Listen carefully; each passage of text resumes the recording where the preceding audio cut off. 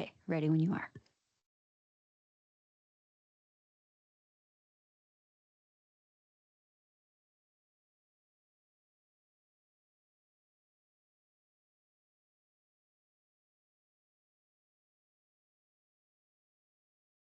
Okay, ready? Okay, so it is 5:30. I'm going to call to order the regular meeting of the Planning Commission. Today is Tuesday, September 16th. The land that we know as Sequim was once inhabited solely by First Peoples known as the S'Klallam people, represented by the three tribal governments, Lower Elwha S'Klallam, Jamestown S'Klallam, and Port Gamble S'Klallam. We serve as stewards of the land within the city of Sequim with the same care and consideration the S'Klallam tribes has and continues to provide. This acknowledgement is a respect to the S'Klallam people and their history. The Planning Commission serves as an advisory body to the City Council. The purpose of the Planning Commission is to provide guidance and direction for Sequim's future growth through the continued review and improvement to Sequim's comprehensive plan, zoning code, shoreline management, environmental protection, and related land use documents. The Planning Commission will have all of the powers and perform each of the following duties specified by Chapter 35A.63 RCW, as set forth and amended by ordinance. Roll call. Emily, can you please take roll call, noting that Larry is out on an excused absence? Absolutely. Commissioner Kuntz. Present. Commissioner Cummings. Here. Commissioner Fain. Commissioner Lefevre. Here. Commissioner Mahalik. Here. And I'm not sure where Commissioner Hable is. I've not heard from him. Okay, thank you. All right, let's stand for the Pledge of Allegiance.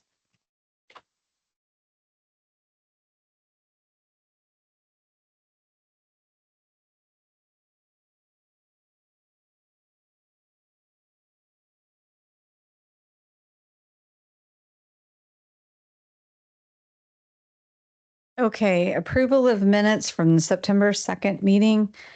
Has the commission been able to review the minutes, and are there any corrections or discussion? No? Okay. Would somebody like to make a motion to approve? Okay. Second. All those in favor, please raise your hand. Okay, any opposed?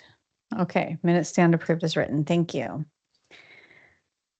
Okay, we are going to move on to our public comment section right now, but I do want to make a special explanation. So right now for public comment, this is the opportunity for anybody that would like to comment on any subject.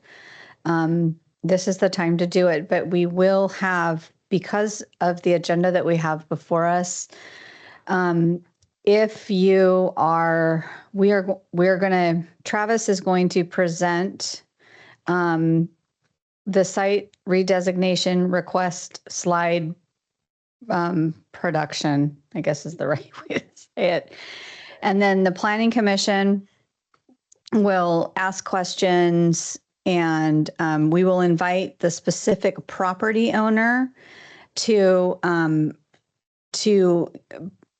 provide comments at that time if they'd like, and we're going to give them 5 minutes. Each property owner is going to get 5 minutes. And then the Planning Commission, if we have any questions for the property owner, we'll ask the property owner at that time. And then Travis will move to the next slide. So if you are here about the redesignation and you want to talk about your individual property, when we do that presentation on the slide, that'll be your opportunity, which will be more than providing public comment right now in this section. Did I explain that right? Okay. So at this time, we are going to do public comment.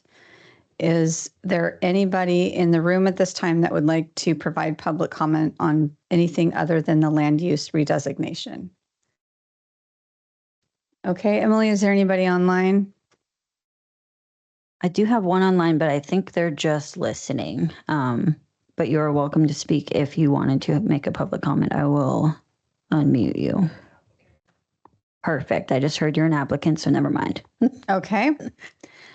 All right. So then I'll close public hearing and we'll move on to general business, which is the comprehensive plan status update. Carla? Yes, thank you. Thank you very much. Planning commissioners, as always, we kick off our meeting kind of looking at the status update of the comprehensive plan. I do want to note that there will be some changes to the schedule as from what was in your packet. And I almost feel like I do that every meeting. We get it out and then something kind of slightly changes. And so at your next meeting, which is October 7th, we're going to move up the future land use map for discussion. So we do have 3 weeks between today and the next meeting. So Travis and I feel like that there's some time for us to build on the discussion that's going to happen tonight, and then discuss the map broader as well. So it's a little bit of a follow-up from our, I think, March meeting where Travis walked through each of the different land use designations and zoning districts and talked about kind of the opportunities and challenges. I think we will be bringing forward staff recommendations at the next meeting in October.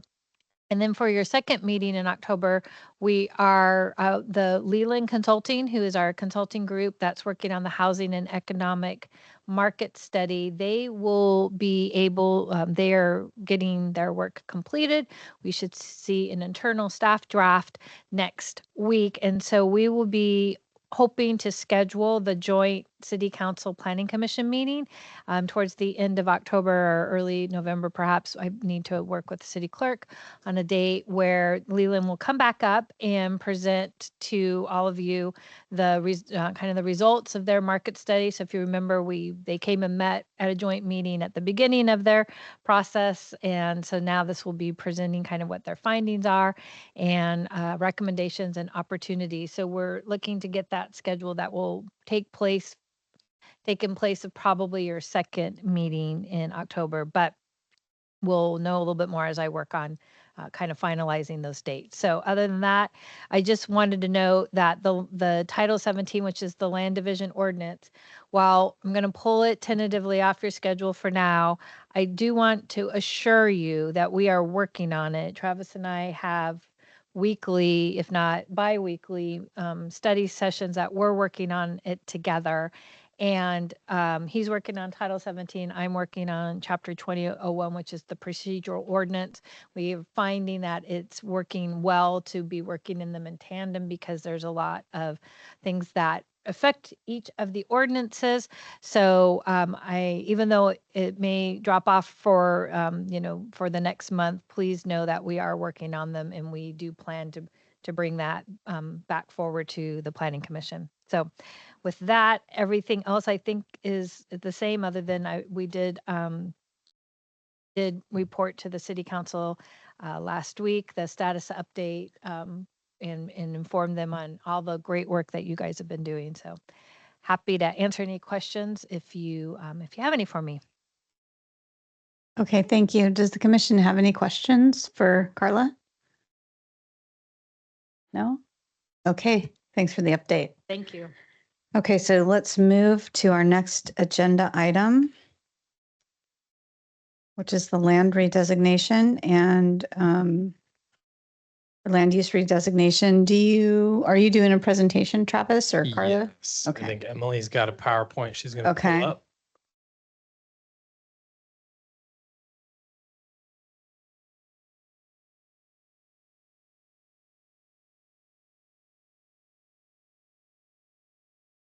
Cool. Thank you. Yeah. So we are going to talk about, yeah. I mean, we're going to talk about the proposed amendments that we've received for future land use map redesignations. So go ahead and you can go to the next slide. So I think we received 11 initially, but the ones before you are the ones that have either decided to keep going through the process or wanted to at least see what the recommendation would be. And then there may be an opportunity still for them to withdraw. So there's no action required from tonight's meeting. This is just our first kind of introduction to them. But anywho, so to give a little context of what we're doing, we are talking about redesignations to what we call the future land use map as part of the comprehensive plan, or the FLUM or the FLUME. So this is it's a map that shows how land within both the incorporated and unincorporated parts of SQUIM should be used under the comprehensive plan. And then so there's some obviously uses and things defined that are expected in the comp plan. But then while these are similar to zones, they are not actually zones, but they do impact what those zones can be. So zones that we establish through our zoning ordinance, through what is Title 18, must be consistent with the FLUM or the FLUME. And so if the land is not designated on the future land use map for specific uses, then it cannot be zoned as such. So the first step in changing that is changing it here on the future land use map. And so, yeah, you can go to the next one. And so what we're talking about today are proposed amendments. So annually, typically we are required to open up an annual docketing review period for members of the public and the community to apply for comprehensive plan amendments. And so usually that happens through, like what we said, it would be a docket. But because we are already in our periodic update, it's a little bit different. And we're just kind of incorporating and rolling it into that process as opposed to doing it as a standalone. So what we're talking about are site-specific redesignation requests. So the applicants have come to us and said, we would like to see basically our designation on the future land use map changed for a number of reasons. So we solicited applications as part of this comprehensive plan periodic update.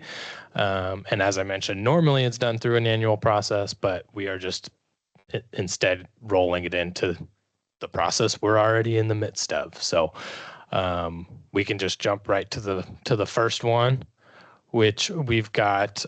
This is AFS Properties is the owner of these two parcels. It's the highlighted parcels there.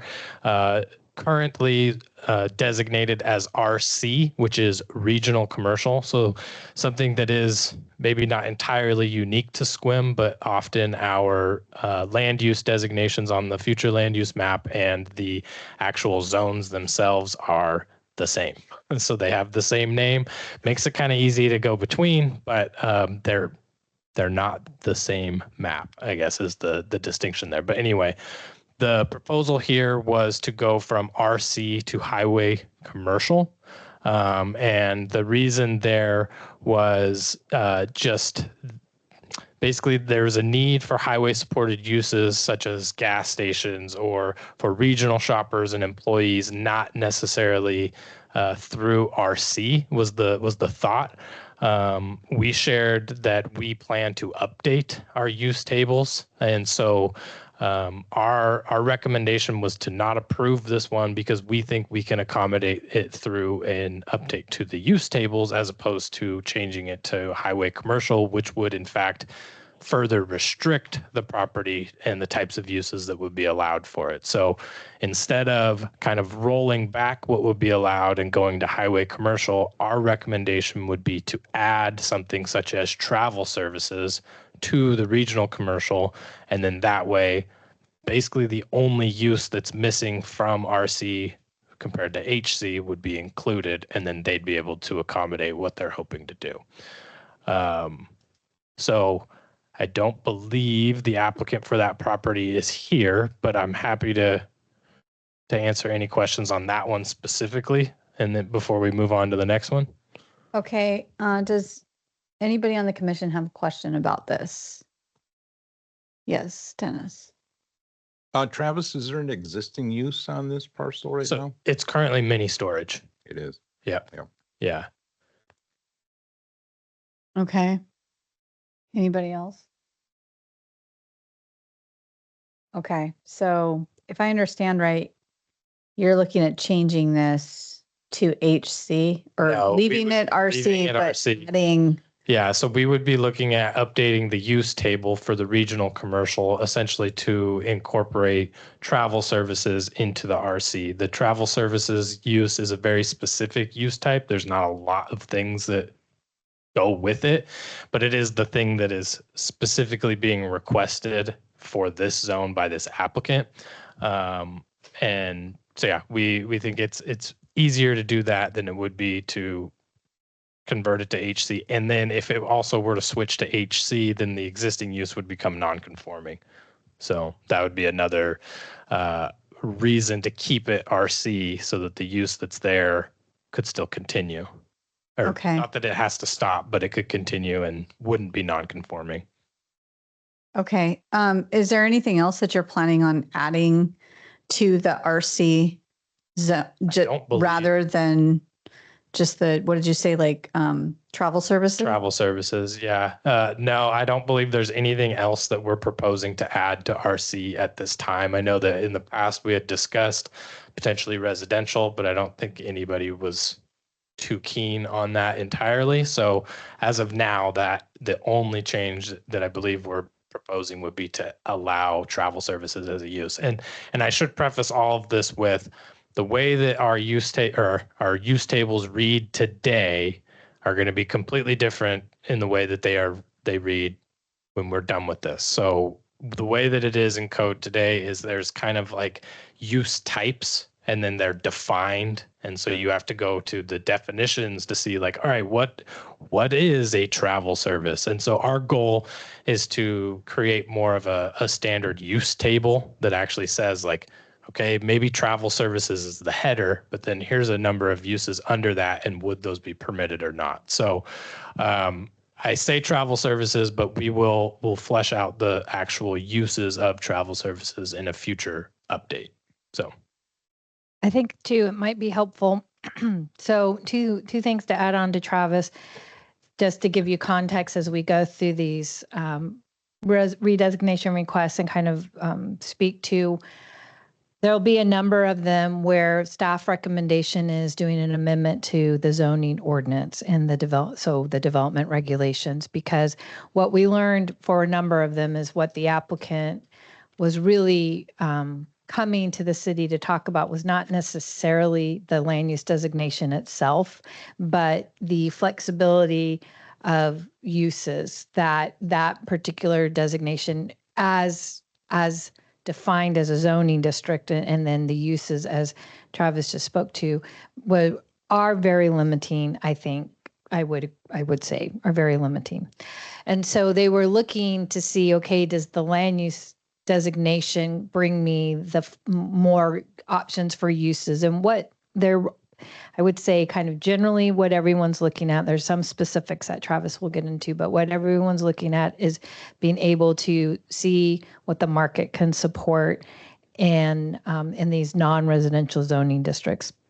And so we kind of building on the March workshop that we had with the Planning Commission, where Travis walked through the designations and then their associated zoning districts.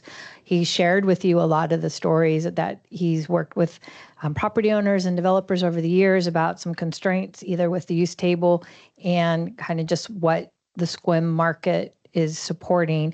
And what was interesting to me and not surprising to Travis was that a number of those property owners that he had talked to over the years did come in for these redesignations. So there is so for our next meeting, which I kind of prefaced in my previous comments about the schedule, I think we would like to bring forward the broader conversation about the future land use map and give you some more specifics about the thoughts to each of those as they would be presented in an update to the zoning ordinance, the zoning code itself. And then I want to just kind of second piece too is tell you how that logistically will work. At the next meeting, I'll talk a little bit more about development regulation updates overall. And then this piece that we're talking about here is will be specific zoning code amendments that implement the comprehensive plan, and they would come concurrent with the comprehensive plan. So there will have to be a phased approach to the development regulation update because there's 4 codes, 4 separate municipal code sections that are part of it. And so we are not proposing to do it all at one time, but we have phased it out into kind of priorities. So our first priority will be amendments to the zoning code that implement housing mandates by the state of Washington. And then the second piece of that will, and then I want to add, as well as affordable housing incentives. That will be package 1. Package 2 will be what Travis is talking about here, amendments to most of the non-residential use tables, as well as some changes to the R4A that we'll talk about the Planning Commission at the next meeting. So that will be the package that will run concurrent with the comprehensive plan. And so we will start working on that as soon as we're done with Title 17. And that will run between January and June of 2026 with the comprehensive plan. A third package of the zoning code will be everything else in Title 18. So it will be all the other pieces that are not needed to be linked with the comprehensive plan update. So this would be like landscaping requirements, building design standards updates. So things more of like the construction pieces of it. And then the last package, which is package number 4, which will happen in 2027, which will be the update to the critical area ordinance. So that's the work plan for development regulations. I'll speak more to it, and you will have a schedule in your next packet for your 1st of October Planning Commission meeting. But I just thought I would share a little bit about the context of how it's going to work. So when Travis is saying we're going to propose as staff to the Planning Commission an updated use table, it's not going to have this years after this comp plan process. It's going to happen concurrent and in concert with it, so that if we don't move forward with this redesignation and we tell a property owner that a change to the zoning code is a way to address your concerns, that we want that change to the zoning code to happen.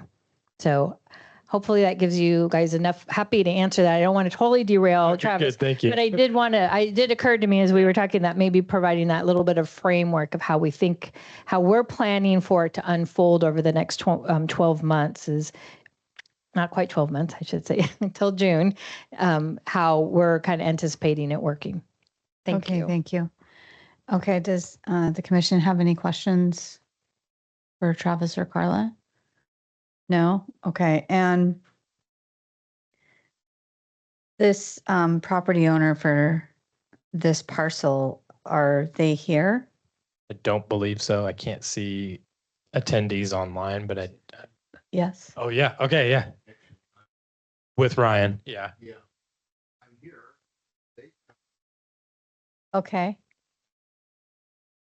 We don't, do you have anything that you would like, any more information? This is your time if you'd like to present something or ask us questions or.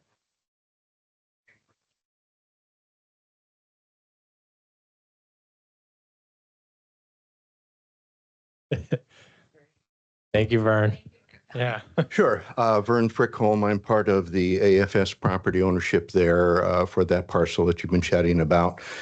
We were very impressed when we came in to talk with not only the marketing people that you have online, but also with this last time. Very receptive.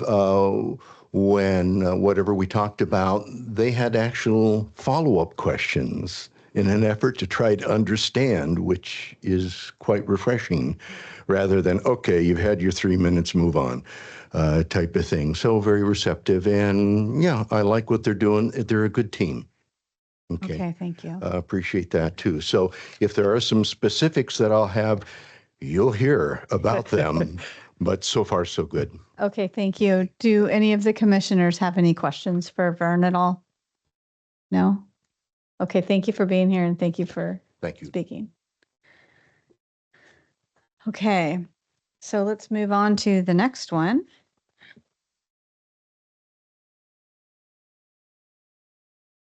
All right. So this one, you may remember from our March meeting, as it was one that we discussed.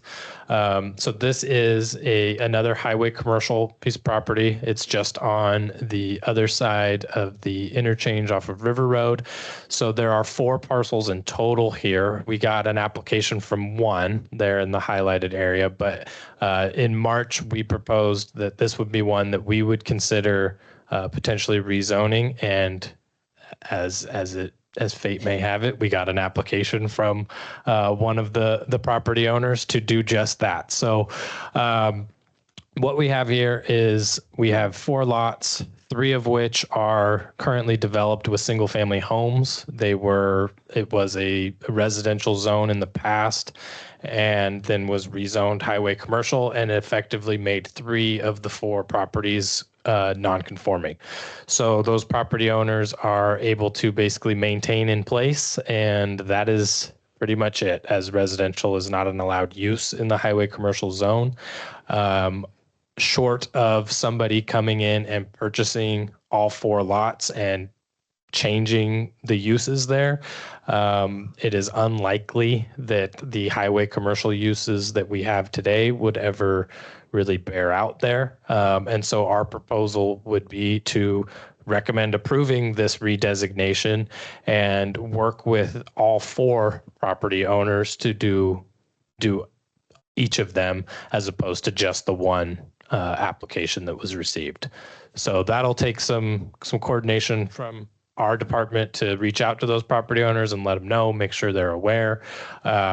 I can't imagine there will be too much opposition to that, as they'll get to have a non-conforming piece of property, or they'll get to have a conforming piece of property again. So the applicants are here. So if you want to say anything, you can. But if you have any questions for me before we turn it over to them, happy to answer them. Okay. I do have a quick question. So you got an application from one, and out of the 4 lots, 3 of them are already developed as residential. Correct. Okay. Yep. And if I remember right, weren't they residential before it was rezoned? So Correct. Then they became Correct. Okay. Yeah. All right. Yeah. So this would be just kind of undoing what happened, as the highway commercial kind of had its chance, if you will, and nothing really happened.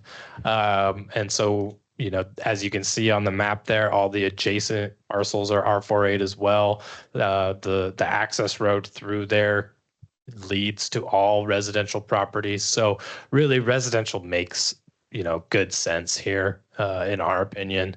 And so we were happy to get an application from one of the property owners. So Okay. So our recommendation would be to get all 4 back. Okay. Does the commission have any questions for Travis? No? Okay. Would the property owner like to speak at all on this or offer anything? Okay.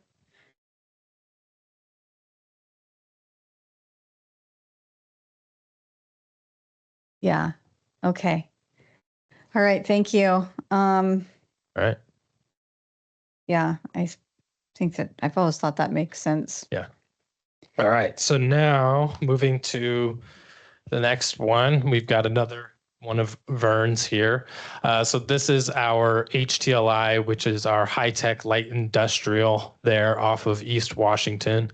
The application we received was, after some conversations, it's the request to have it redesignated to CMU, which is our community mixed use.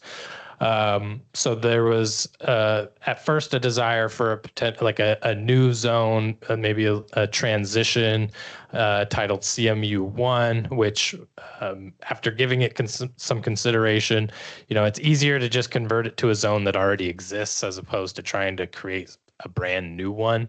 And so when we shared the type of uses that would be allowed in today's CMU zone, it worked well with what was in mind from the applicant. And so that was really it wasn't, we didn't have to do much convincing, I'd say. It was just sharing that, yes, mixed use, which could be multifamily and community retail, would be allowed here. And, one of the comments and feedback we got is the HTLI, again, is another zone that kind of had its shot. And we have not seen much, if any, action or development there, and that was just reaffirmed by the property owners. So hearing their desire to see it change, kind of to Carla's point of just really letting the market kind of try to decide how it gets developed, I think it works well with everything that we've been talking about through this entire process of kind of shifting that end of town to have some more commercial uses, or potentially allowing for some higher density residential. So that's our recommendation, is to approve this rezone, as the CMU gives the flexibility for more commercial uses, or I guess less restrictive commercial uses, and medium to high density multifamily options, anywhere from plexes up to apartment buildings. So any Okay. questions on that one? Yes, Dennis. First of all, I think this makes sense. We've discussed this months ago. My question is there a required balance between the commercial aspect of a property versus a residential, high density residential? Yeah. Or could it all be a high density residential? In this zone, in the CMU as of today, there isn't. So you could basically just have the market decide, and it could be built out entirely as one use. These are things that maybe we can consider as we're updating the use tables. We expect the use tables to look similarly to what is there for like the HTLI and our EOA zones, where it's more of a typical use chart that says, here's what you can do. And those ones do have some more, I guess, restrictions is probably the best way to put it, on like your mix. I don't anticipate that we would propose requiring a mix. I think our intent is that we just give the market its opportunity to tell us what should go there. And so I think that would be our recommendation, is to just leave it as flexible as possible. Yeah, through the And- allowed uses. Yep. Thank you. So I have a question. So I know that we also have some other parcels that are in this same area that have requested to change from the high-tech light industrial, but there are some parcels that haven't, like that one that's to the north of the parcel we're talking about. So if we redid, would we be redoing all of this? Or would that little patch, because that absolutely wouldn't make sense to me to be, Leave as HTLI. yeah. So, and there have been, not with the city, but it does sound like the property owners have spoken and at least let them know what's going on. And we have yet to hear from them directly, but they at least kind of understand what's being proposed for a couple of these lots. That lot is currently developed with a single family residence. There's no intention for them to really do anything else with it. They like it. They like keeping it as it is. So like the zoning to them doesn't necessarily matter so much. But they have at least been briefed, and Vern may be able to share more about that, but it does sound like they've at least been briefed, about what's going on, what's happening, and what the adjacent property owners are proposing to do, and what our recommendations are.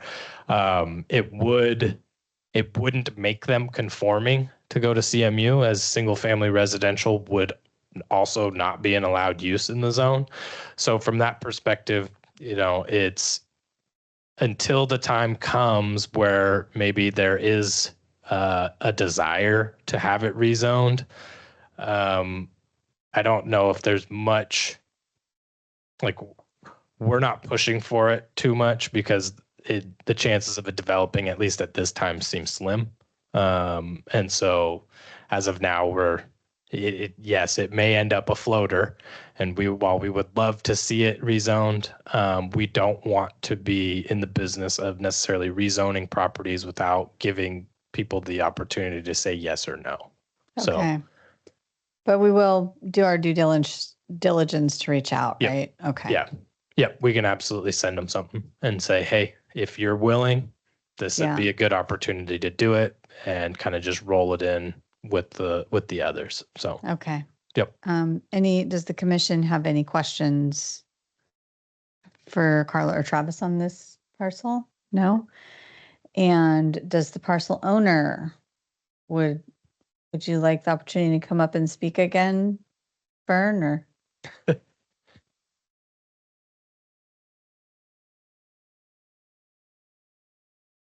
Thank you. So I'm not an owner of that northern parcel, but I did chat with them, and pretty much what Travis has said is their representation as to this is residential. We just want to stay here, and I like to mow the lawn and all of that. And they were unaware of what was going on, and so I think they appreciated that they had a better idea, but they're happy, and they just want to stay there, and it's their retirement place, and so Okay. yeah, that's it.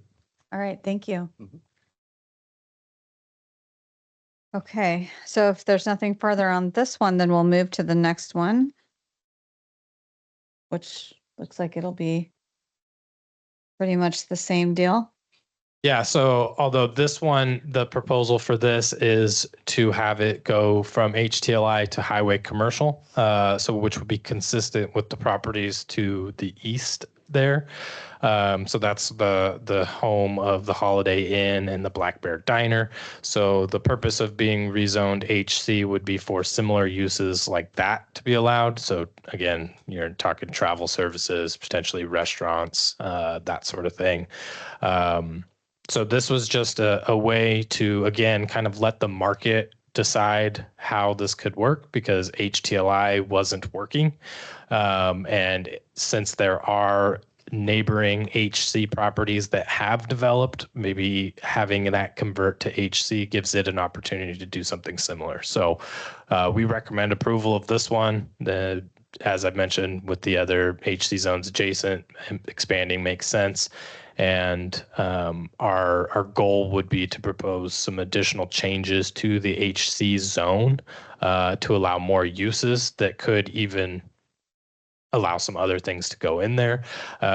Something that you'll see when we get to that point is what those uses are, but just to kind of put it, I guess, briefly, is taking some of the uses that are allowed in like the neighborhood business and allowing them in highway commercial. So not something that's like a crazy, you're going to get, a big grocery store here. Obviously the size of the lots wouldn't support that, but if we allow something more similar in scale, but open that up so that it's not as restricted, because that is a lot of the feedback we've gotten for at least the retail side of things in the highway commercial is that it's hard to find tenants, or it's hard to find people to utilize it or build it out unless you are specifically doing, hotel, restaurant, drive through.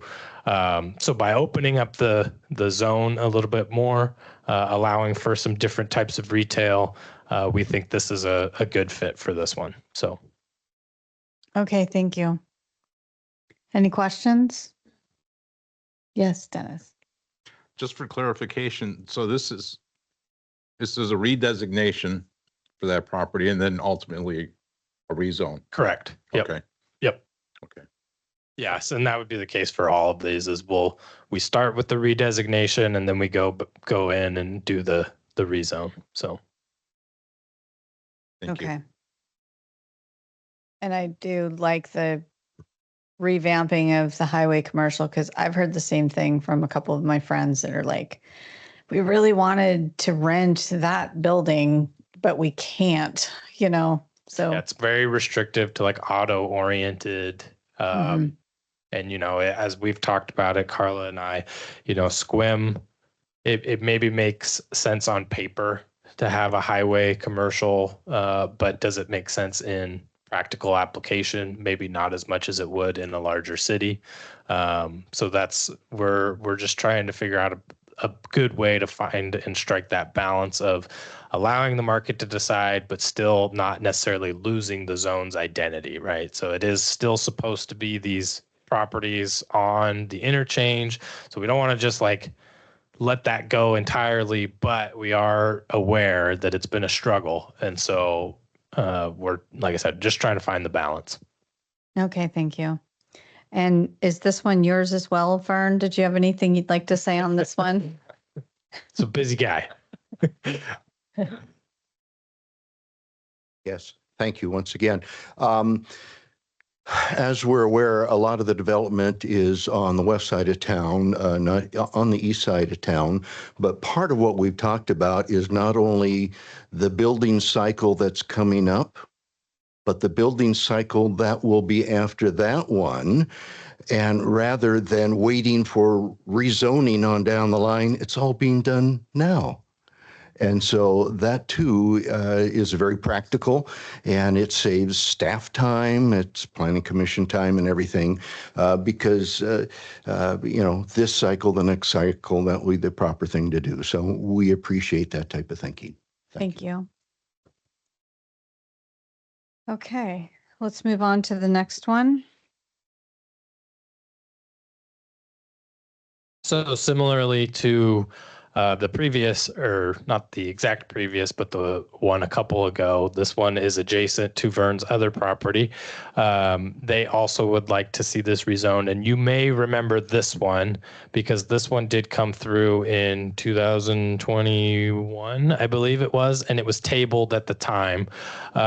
They were initially asking for like a split zone to do residential in the rear and then commercial along Washington. So we met with Mr. Wright, with Vern, and we just discussed that his vision would be for that residential in the rear that's adjacent to R48 there, to mirror that already developed subdivision there, which is duplexes. So when we shared with him that the CMU would allow for multifamily and essentially that plexes could be developed in the CMU, there was no longer a need for the split zone, and then just getting the entire property rezoned CMU, and that then the market could dictate how it gets built out. You could do your plexes in the southern portion of it, or the northern portion of it, and then you could do your commercial still there on Washington. And once we explained that to him, he was all aboard and said, all right, CMU sounds great. And so we absolutely, same as the previous two, recommend approving this one, giving that piece of property the flexibility for the market to decide, having more practical commercial uses available, and medium to high density residential options.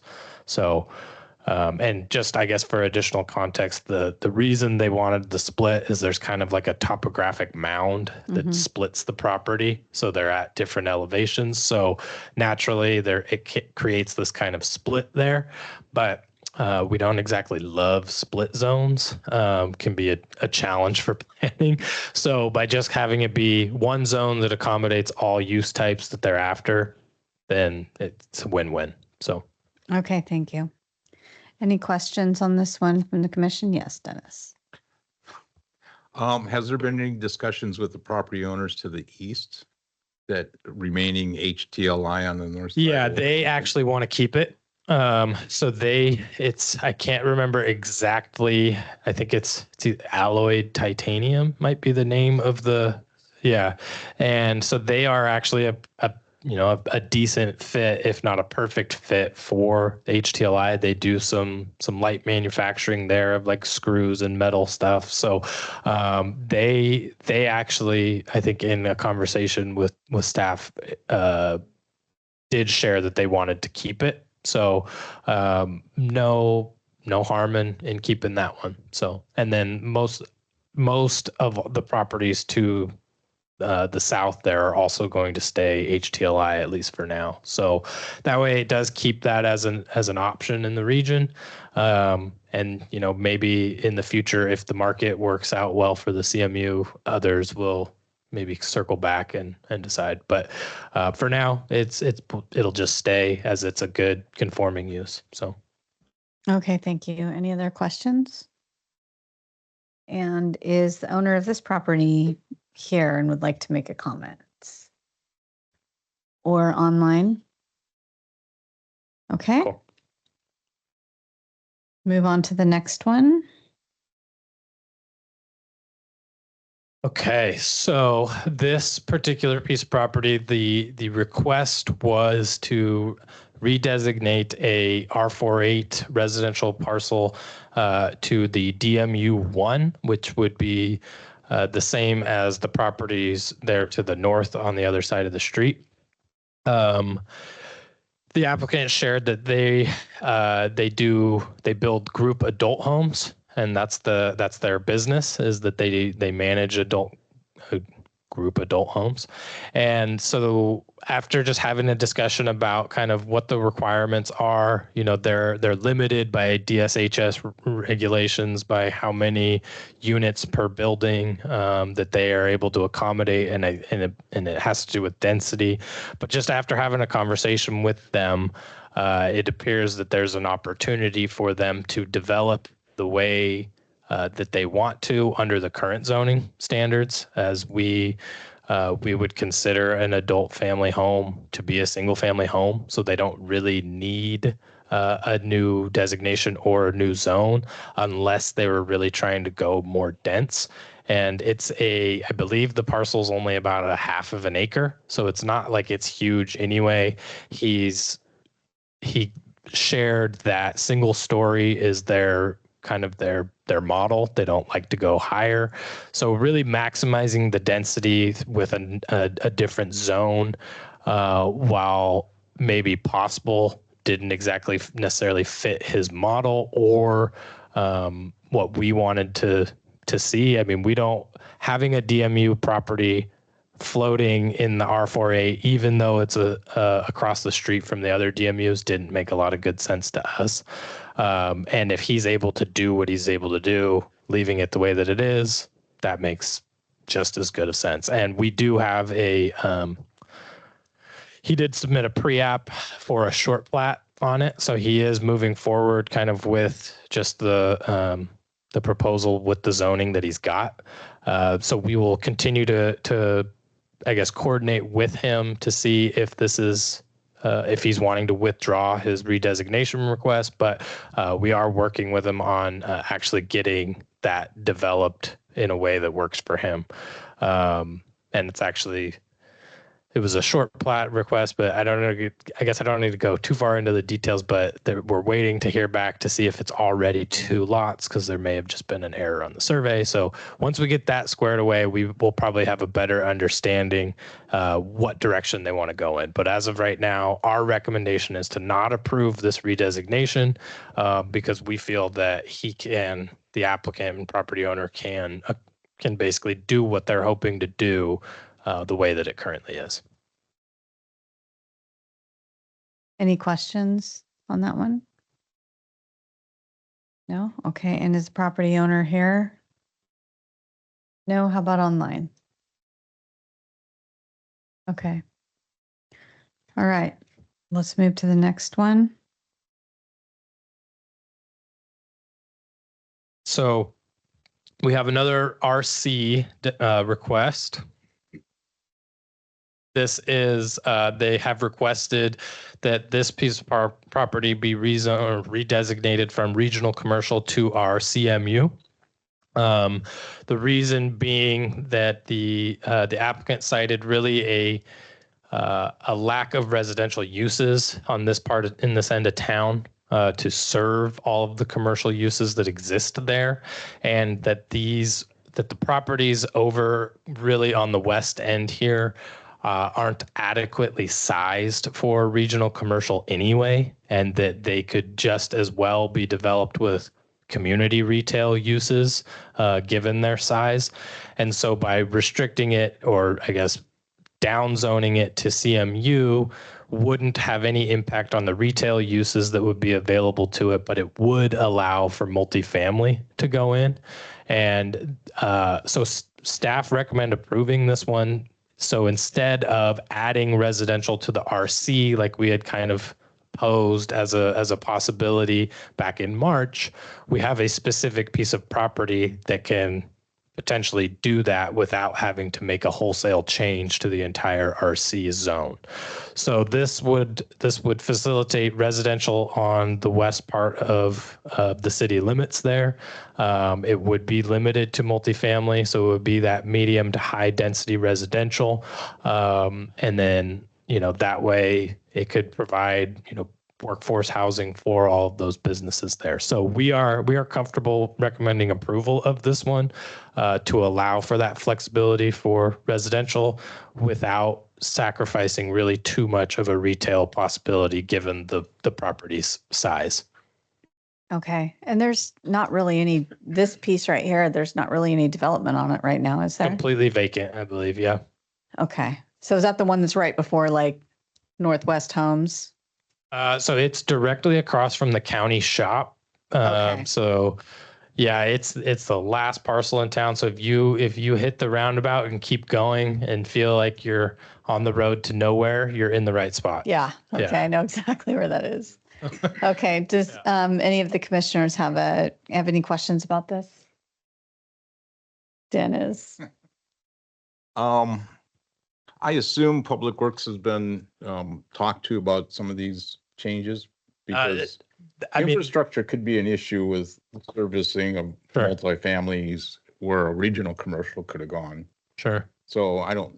Yeah, I mean, and that's a good point. And these are all, like I said, this is all, early stages, right? So like they would absolutely get an opportunity to comment and look this over. They were not a part of the meetings that we had with the applicants. But that is a good point. And, I know that there should be some good infrastructure there, but that it is a worthwhile conversation to have just to make sure that,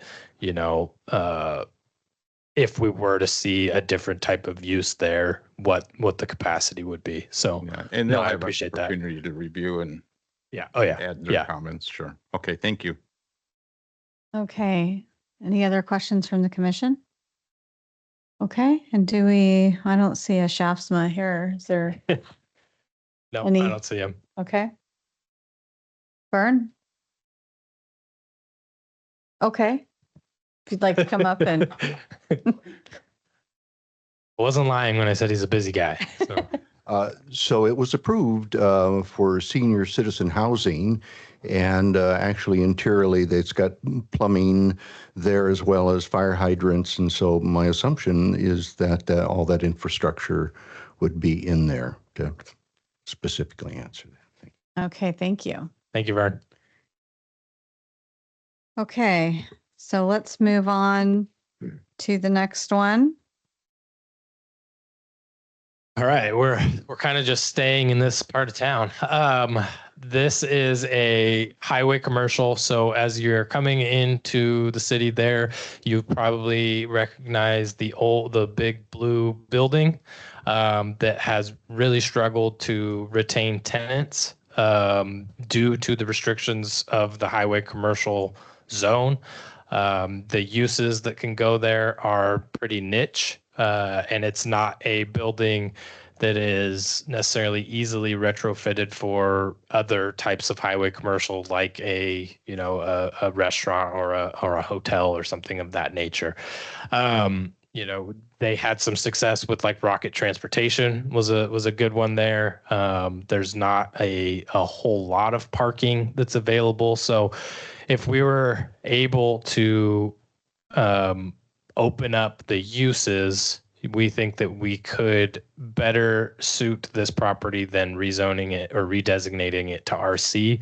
So similarly to why we were comfortable redesignating the last property from RC to something different is that RC is, in its practical application for big box stores, right? It is for the larger sites and the larger stores to come in. This is a pretty small parcel that already has a building on it, and regional commercial is probably not the thing that's going to move in there, at least at the high end of what retail is in our in the municipal code. So we're comfortable just adding more uses to the HC to see if we can't affect change that way. So based on everything we've talked about, so including some more neighborhood retail in this convenience retail zone, see if we can't get some change to happen there. So our recommendation is to not approve the redesignation, but to move forward with zoning code amendments to allow for new or different uses in the HC zone. And so I guess now that we've kind of talked about all of them, it's worth noting that it would impact all HC zones. So not just the ones that are here applying. This would be available for all properties zoned HC to have basically more uses at their disposal. So. Okay. Any questions from the commission on this one? I do have a question. So it looks like the applicant wants to have it rezoned as RC. Mm-hmm. Is that because they want more uses than what Correct. the HC currently does? Right. And so would the RC fit their needs better, or would staying the highway commercial and adding the changes to services, personal and professional, will that serve? Will that give them more options? Yeah, it'll give them more flexibility. Another part of keeping it highway commercial, although the RC, we've talked about adding travel services there. It could, the question you're asking is what's the difference between what's gonna be allowed. So it would essentially just prohibit regional retail, which would be our big box stores that would serve the region. Think of Costco, think of Walmart, and it would also restrict it from community retail, which we would think of more like a Safeway or QFC. And so those uses probably wouldn't be a fit on the property anyway. So by allowing more retail uses that fit with the HC, the neighborhood business and convenience retail, neighborhood retail, we think we would be doing enough to allow more uses in there on a smaller scale that would be practical for the site. Okay. Because I know exactly what property you're talking about. And I feel like the RC and the they're kind of in a conundrum, because the RC and the HC are both pretty restrictive to what that property is currently built at. So with the HC, they would have more options, like the services, personal and professional. I mean, I know that we're in the preliminary stages, but that could be something like, I don't know, would that be like a flooring store could go in there, or a pet grooming? Yeah, and I think really it's the personal services and everything, that's one part of it, but incorporating the neighborhood retail really is probably the bigger one there, because the convenience retail is very restrictive to a very specific type of retail where it's grab and go, and think of your kind of like your AM/PM, the gas station stores, or even like a Hardee's Market, although Hardee's Market works well in the neighborhood business too. Mm-hmm. But that is more convenience even at a smaller scale than Hardee's. So if we were able to incorporate neighborhood retail, think of like Rock Plaza and the things that are able to go into Rock Plaza, those are the types of uses that we could allow here as well. So Okay. some examples of what's up there, we've got like a hot tub store. There's I think there's there's a fitness center. There's an oxygen. There's like a medical supplies store. Okay. Yeah, there's coffee shops, which would be fine in the HC as well. So, I mean, I think our goal is to just loosen it up a little bit without, saying, let's make this thing RC and just seeing anything that goes. So by keeping it HC and just kind of opening up slightly, we keep the identity of the HC. And then we don't really do a full break between like the Taco Time Quality Inn HC properties and kind of keep it along River Road there, all zoned similarly. So that's just our recommendation. The applicant is online, so if he does want to share his thoughts, then I think we should give him a listen. But yeah, that's our intent with not recommending it, is we think we could accommodate it by just opening up the HC a little bit more. Okay. Does the commission have any questions for Travis? Okay. So at this time, would the applicant like to ask any questions or offer anything? Yeah, thanks. This is Corey Smith. I think you guys wrapped it up pretty well, Julianne and Travis. Just want to say I did also appreciate the meeting between Travis, Carla, and myself. It was candid and productive. So I feel like we're on the right track. Okay, thanks, Corey. Okay. So let's move on to the next one.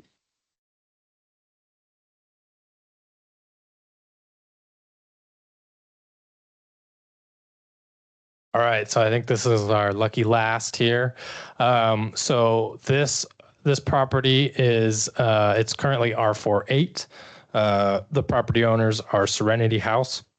They came to us with the redesignation request to have it go to CMU, with the purpose of basically being able to allow a future project that they have in mind.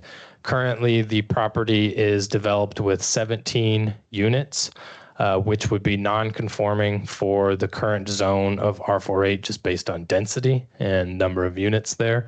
So in order to do their project, they wouldn't be able to, essentially, under the current zoning. So that is why they came in to try to get it redesignated as CMU. This is one that we discussed back in March of potentially dragging the CMU from the north there at West Maple down to West Hemlock. But after further just internal discussions, we've kind of decided that's not really the best idea. And one of the main reasons for that is that it would make all of the single family homes there in Summer Breeze Lane, that subdivision there, they would become non-conforming. And we don't really want to create a number of properties that now become non-conforming that really don't have the ability to be redeveloped.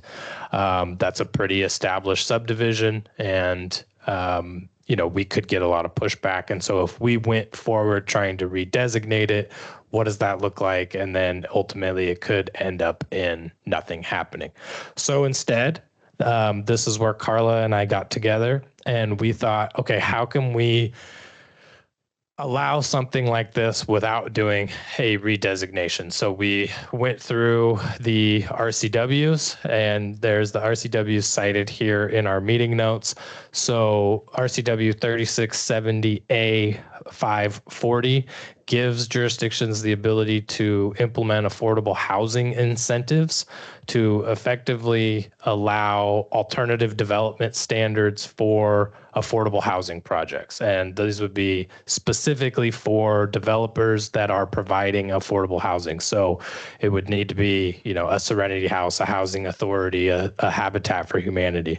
And so our goal is part of our housing code package that Carlo talked about, that's moving forward, is to create a process by which these developers could come to the city and request alternative development standards to effectively create more density on projects like this. And then those projects would be heard and decided on by city council. And so they have the ability to come in and ask for, the goal right now would be 34 units on the site. They're actively pursuing grant funding for it.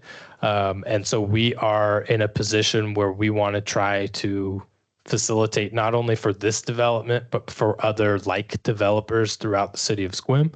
And so by implementing this, as we're calling it, affordable housing incentives ordinance, we will effectively make a process for these types of developers to find a yes for their type of a project. So we don't recommend redesignating it because our intent is to incorporate affordable housing incentives as part of our housing package that will be done by Leland, right? That's Leland Consulting will assist us, and we're hoping to have it before you. Yeah, I've already drafted it, so it's like we've In December, January. Yeah, we've worked on it. The RCW outlines the types of alternative development standards that we could entertain, and we would be, I think, all for entertaining all of them as, on a case by case basis. Let the applicant kind of ask for what they want, and then have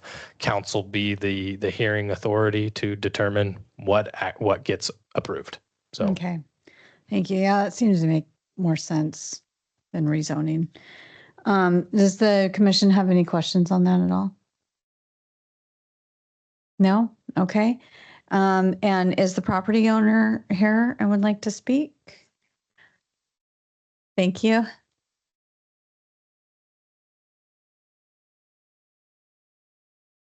Thank you for coming. Sharon, do you want to just say that again into the mic just for the record? I'm Sharon Meggard. I'm Thank the you. executive director of Serenity House of Callum County, and this is my project. And again, I have to follow up with, it's been very, very meaningful for us to be able to meet with both of you and the Housing Solutions Committee leadership, because we know that we need a lot of low-income housing and affordable housing. This particular project is known as a permanent supportive housing site that has a restriction of currently 2054 is the date that we have to carry on with this type of activity on the site. It would continue to be one of those sites that would be 30% AMI disability for chronically homeless. So that's the specific target group. So it fits very nicely into your community plans. And I'm hoping, I know that you guys are meeting with my architect tomorrow.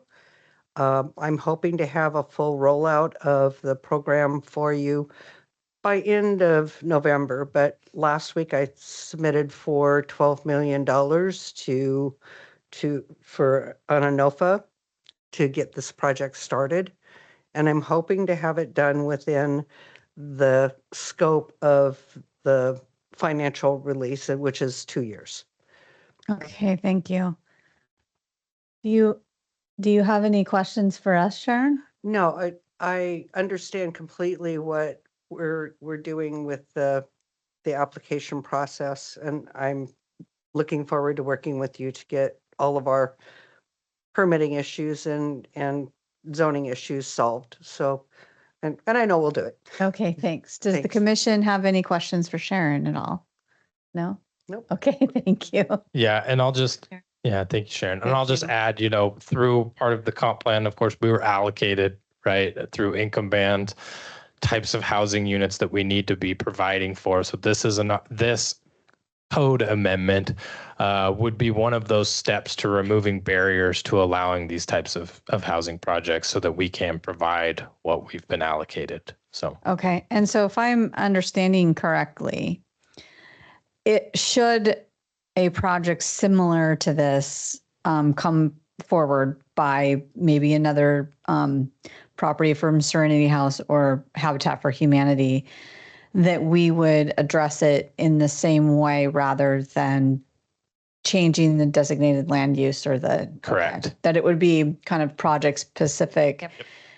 So they would- within this code that we create for affordable housing, correct? Yeah. So it would be restricted to zones that allow for residential development. So it would have to still be on a property that allows for residential in the first place. And then as long as it does, they have kind of the means to request alternative development standards. So those that are not included in the zone. And we have not fully defined all of what that means, but on that RCW, there's a list of things from, density, bulk and dimensional standards, things like that, that we're able to deviate or have differ from the underlying zone. And so with that, it's just an opportunity for them to kind of make their case as to why the alternative development standards should be accommodated. And like I said, it's just our option or our way of removing barriers to allow for these types of projects to go forward in a more meaningful way. So. Okay, thank you. All right. Do you have anything else for us? Next steps. All right. So kind of as we talked about, we'll be drafting the zoning ordinance outlining new uses in various zones throughout the city, while also proceeding with specific redesignation requests. We'll continue to be in constant communication with our applicants just to see, because we have sent all these recommendations to them.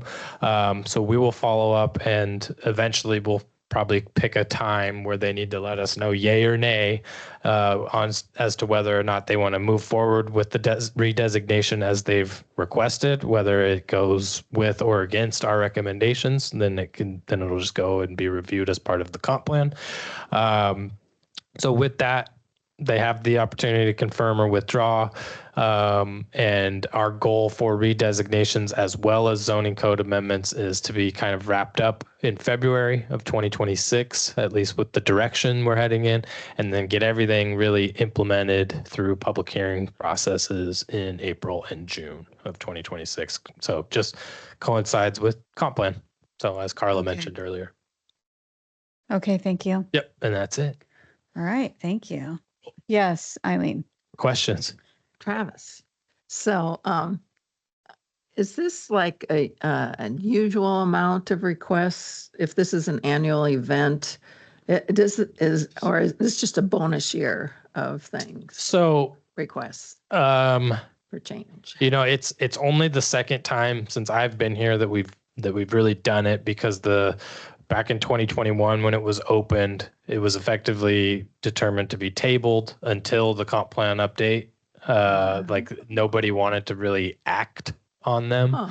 And so they were kind of kicked. And so we've seen a couple come back that applied previously. So I can't speak to whether it's an uncommon amount. But I believe we had about 6 or 7 back in the last time we had this open.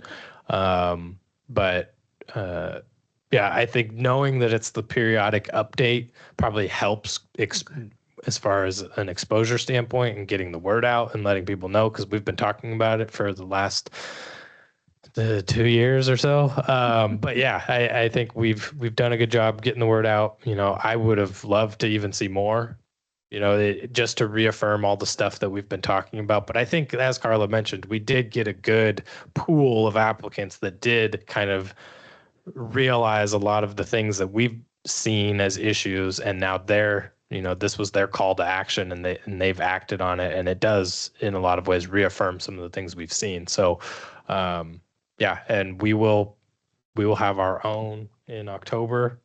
Probably not many, but anyway, yeah.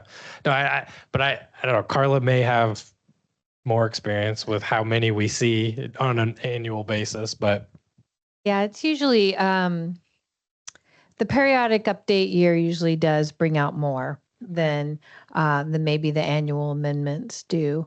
But I definitely believe there was pent up demand for it, given the fact that the city didn't entertain applications for the last couple of years. So, and you know, I think it's been very, very helpful because it's given staff and the commission, you know, and ultimately the city council, the picture of everything that we've kind of, the direction that we were talking about at a policy level to the ground, you know, kind of to the ground, which is opening up uses, seeing what the market responds to, having residential at the ends of each of the city, you know, that all land use scenario that was discussed last year. So it's really been unfolding really, really neatly and nicely.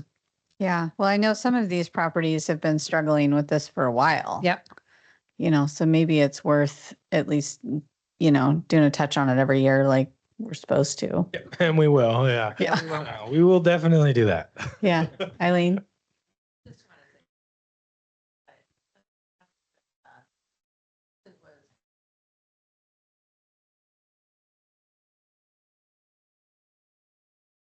Work with our community to make it work. And so thank you. Yeah.